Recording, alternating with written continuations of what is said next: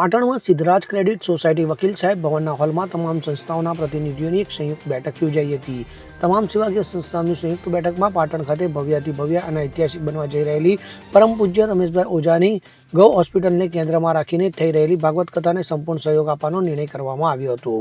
આ બેઠકમાં ઉપસ્થિત દિલીપભાઈ પટેલ 31,000, ફતેસિંહ રાવ પુસ્તકાલય 35,000, યતીનભાઈ ગાંધી 51,000, ભાર્ગવભાઈ ચોકસી 21,000, કિશોરભાઈ મહેશ્વરી 21,000, નૈતિકભાઈ પટેલ 11,000નો પોતાનો ફાળો જાહેર કર્યો હતો તથા તમામ સેવાકીય સંસ્થાના પ્રતિનિધિઓ પાટણમાં કથા નિમિત્તે પધારનાર કોઈપણ સાધુ સંતો આગેવાનો મહેમાનોને તકલીફ ન પડે એમની આગતા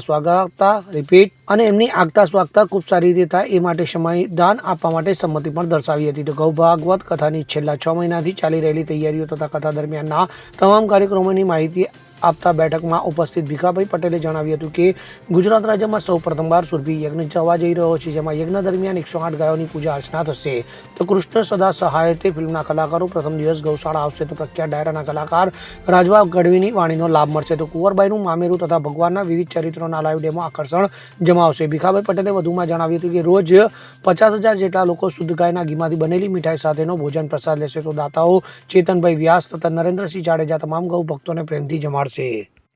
તથા શનિવારે નીકળનારી પોથીયાત્રાની વિગતવાર માહિતી આપતા તેમણે જણાવ્યું હતું કે પાટણ શહેરમાં અત્યાર સુધી ના થઈ હોય એવી હાથીની અંબાડી ઉપર 28 ટેબલો વેશભૂષામાં સજ્જ પાત્રો સાથે પોથીયાત્રા નીકળશે. ત્યારે આજની આ બેઠકમાં 2,11,000ના પોથી યજમાન વિનોદભાઈ જોશી અને ભાઈની અગાઉ પાટણમાં કથાના મુખ્ય આયોજક યતીનભાઈ ગાંધી, ડોક્ટર શૈલેષભાઈ સોમપુરા, ભાર્ગવભાઈ ચોકસી, કિશોરભાઈ મહેશ્વરી, દીપલ રિપેટ, દિલીપભાઈ પટેલ, નૈતિકભાઈ પટેલ, ડોક્ટર બાબુભાઈ પ્રજાપતિ સહિત તમામ સંસ્થાઓનું સંકલન કરનાર રિલાયન્સ ફાઉન્ડેશનના મુકેશભાઈ દેસાઈ સહિત મોટી સંખ્યામાં એનજીઓના પ્રતિનિધિઓ ઉપસ્થિત રહ્યા હતા અને તમામને ગૌકથામાં પધારવા આમંત્રણ આપવામાં આવ્યું હતું.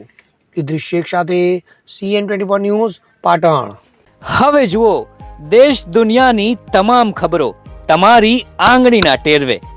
ઉઠાવો મોબાઈલ અને Google Play Store પરથી ડાઉનલોડ કરો અમારી CN24 ન્યૂઝ મોબાઈલ એપ.